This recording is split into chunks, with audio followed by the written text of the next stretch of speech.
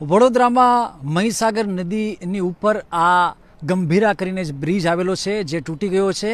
આ બ્રિજ જે છે એ આણંદ અને પાદરા એ બંનેને જોડે છે. મુજપુર ગામને કાંઠે જ આ બ્રિજ આવેલો છે અને સવારે અહીંયા દુર્ઘટના ઘટી છે. આ જે દુર્ઘટના ઘટી ત્યાર પછી આ બ્રિજની ઉપર એક ટ્રક જે છે એ લટકેલો છે. એ આ મોડી સાંજ થવા આવી છે છતાં હજી પણ એ ટ્રક ત્યાં જોવા મળી રહ્યો છે. એવી જ રીતે નદીના પટમાં નીચે પણ એક ટ્રક જે છે એ ઊંધો પડ્યો છે અને એને કાઢવાની અને રાહતની કામગીરી જે છે એ સતત ચાલી રહી છે. સવારથી મોડી સાંજ થવા આવી છે પરંતુ પ્રયાસો હજી ચાલુ છે. આ ઉપરાંત આ જે દુર્ઘટના ઘટી, જે બ્રિજ તૂટ્યો એને લીધે રિક્ષા છે, પિકઅપ વ્હીકલ છે, એક ટેમ્પો છે, એ બધામાં પડી ગયા હતા અને ઓછામાં ઓછા 9 લોકો આ દુર્ઘટનામાં મૃત્યુ પામ્યા છે.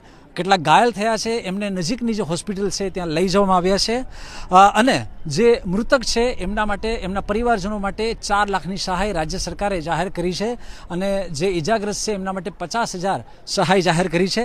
આ જે બ્રિજ જે છે એ 1985માં બનાવવામાં આવ્યો હતો અને રાજ્યના જે પ્રવક્તા મંત્રી, આરોગ્ય મંત્રી ઋષિકેશ પટેલ છે એમણે કહ્યું હતું કે આ બ્રિજની નિયમિત સમય પર મરમ્મત, એનું જે આકારણી હોય એ પણ કરવામાં આવતી હતી. છતાં પણ આ દુર્ઘટના પછી આ ગામના લોકો મેં સાથે વાત કરી તો એમનું કહેવું છે કે જો એ બધી વસ્તુઓ થતી હતી તો આ બ્રિજ કેમ તૂટી પડ્યો, એ પણ એક ગંભીર સવાલ છે. એનડીઆરએફ અને એસડીઆરએફની ટીમ સવારથી જ અહીંયા આવી પહોંચી હતી અને જેસીબી, બુલડોઝર જેવા વાહનોની મદદથી, લોખંડના દોરડાથી આ જે કંઈ હજી વાહનો અંદર ડૂબેલા પડ્યા છે એને કાઢવાની કામગીરી જે છે એ સતત સવારથી ચાલી રહી છે.